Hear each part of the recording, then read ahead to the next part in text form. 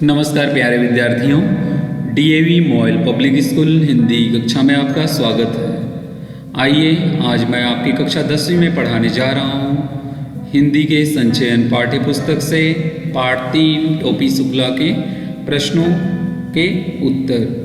तो आज हम प्रश्न अभ्यास करने जा रहे हैं प्रश्न क्रमांक 9 से। इसके पूर्व वीडियो में मैंने आपको प्रश्न क्रमांक 1 से 8 तक के लिए जितने भी प्रश्न थे उनके उत्तर के प्रारूप आपको बताया था।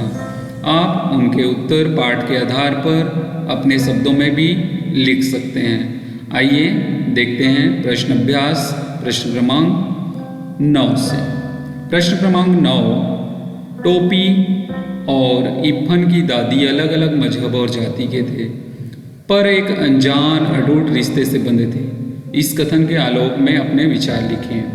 जैसा कि हमने पाठ में पढ़ा था तो देखा था कि जो इफ़न है और टोपी शुक्ला है दोनों अलग अलग मजहब के थे, अलग अलग धर्म के थे, परंतु दोनों के अटूट रिश्ते के बारे में यहाँ पर बताया गया है। जैसा कि यहाँ पर लिखते हैं कि लेखक ने इस पाठ के अंतर्गत बताया कि टोपी हिंदू है और इफ़न की दादी मुस्लिम, फिर भी दोनों के बीच एक अटूट मानवीय रिश्ता था।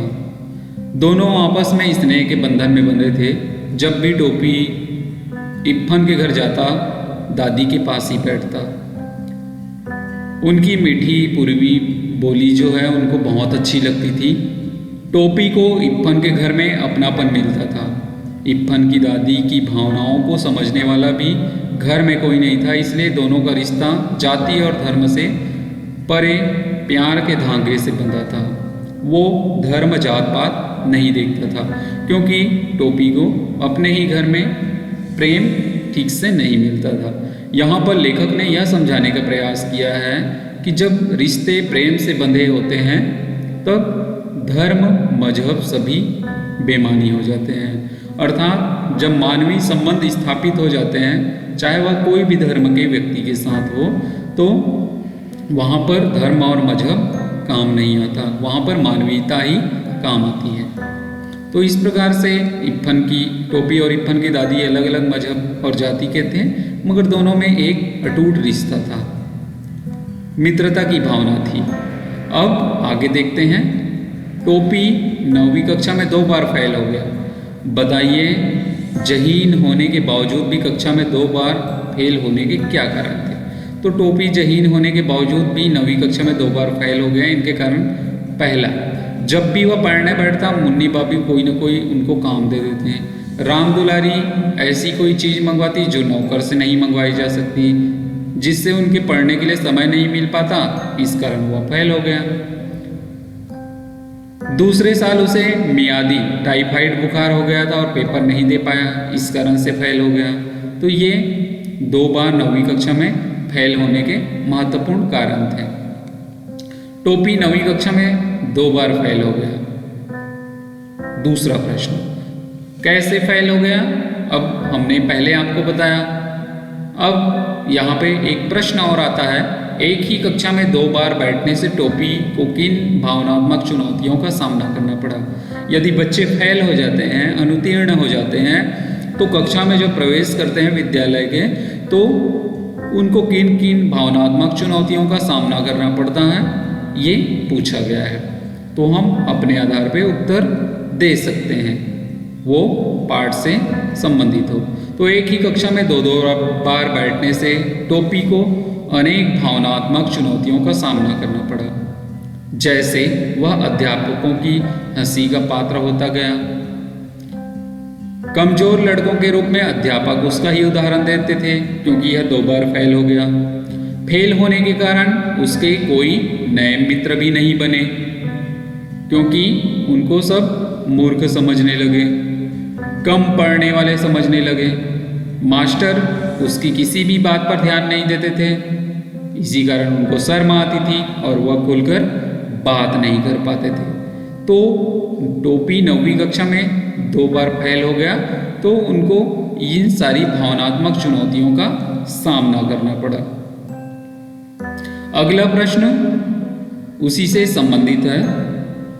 टोपी 9वीं कक्षा में 2 बार फेल हो गया तो टोपी की भावनात्मक परेशानियों को मद्देनजर रखते हुए शिक्षा व्यवस्था में आवश्यक बदलाव क्या होने चाहिए। उनको भावनात्मक चुनौतियों का सामना तो करना पड़ रहा है। अब ऐसे में कोई दूसरे बच्चे ऐसे भावनात्मक चुनौतियों का सामना करता है तो शिक्षा व्यवस्था में क्या बदलाव होने चाहिए, इसके लिए आपके विचार यहाँ पर लिखने हैं। तो ये आप अपने शब्दों में उचित ढंग से लिख सकते हैं। तो यहाँ पर हमने एक प्रारूप के लिए लिया है। बच्चे फेल होने पर भावनात्मक रूप से आहत होते हैं और मानसिक रूप से परेशान भी होते हैं। वे फेल हो जाने के कारण शर्म भी महसूस करते हैं। इसके लिए जो विद्यार्थी है उनको पुस्तकीय ज्ञान से न परखकर उनके अनुभव, उनके कार्य कुशलता, उनके खेल कूद, संगीत आदि में प्रोत्साहन देना चाहिए। इस प्रकार से ऐसे शिक्षा व्यवस्था में बदलाव किया जा सकता है। इस प्रकार के बच्चे जो ज़्यादा अनुत्तीर्ण होते हैं, अच्छे से पढ़ नहीं पाते, उनके लिए वैकल्पिक शिक्षा की व्यवस्था होनी चाहिए। शिक्षकों को इस तरह के बच्चों को समझने के लिए उचित मनोवैज्ञानिक प्रशिक्षण दिया जाना चाहिए ताकि उनकी कमियों को पहचान सके और उनको दूर कर सके। साथ ही साथ परिवार वालों को उनकी पूरी मदद करनी चाहिए। वह भावनात्मक रूप से, सहयोगात्मक रूप से, ताकि बच्चा आगे बढ़े, न कि उसे कमज़ोर कहकर व्यंग कसने चाहिए। यदि बच्चे को बार बार हम कमज़ोर और मूर्ख, नहीं पढ़ने वाले कहेंगे तो उन पर भावनात्मक असर पड़ता है। उनको सकारात्मक ऊर्जा के साथ पढ़ने के लिए और वैकल्पिक जो कार्य कुशलता है उनमें बढ़ने के लिए आगे प्रोत्साहित करना चाहिए। अगला प्रश्न, इब्बन की दादी के मायके का घर कस्टोडियन में क्यों चला गया? तो आपको पता है कस्टोडियन का अर्थ क्या होता है? कस्टोडियन का अर्थ होता है सरकारी कब्जा होना। जब किसी के वारिस नहीं होते हैं या किसी के कोई वसीयत नहीं होते हैं तो ऐसे जगहों को, घर को सरकार अपने कब्जे में ले लेते हैं। वैसे ही इब्बन की दादी के मौत के समय के आसपास उनकी स्मरण शक्ति समाप्त हो गई थी। उनको ये याद नहीं रहा कि उनका घर कहाँ है। उनके सारे घर के लोग कराची में रह रहे थे, इसलिए जब उनके घर का कोई वारिस नहीं रहा तो उनके जो मायके का घर था उनको कस्टोडियन में ले लिया गया, कस्टोडियन में चला गया। इस प्रकार से ये थे टोपी शुक्ला पाठ के प्रश्न अभ्यास। इस आधार पर आप भी इन प्रश्नों के उत्तर लिख सकते हैं। आइए अब अभ्यास कार्य। पाठ के आधार पर आज की शिक्षा व्यवस्था कैसी होनी चाहिए अपने शब्दों में लिखिए। जैसा कि हमने एक प्रश्न भी पढ़ा कि भावनात्मक रूप से किस प्रकार बच्चे आहत होते हैं, जैसे कि टोपी शुक्ला वहाँ पर आहत होने लगे।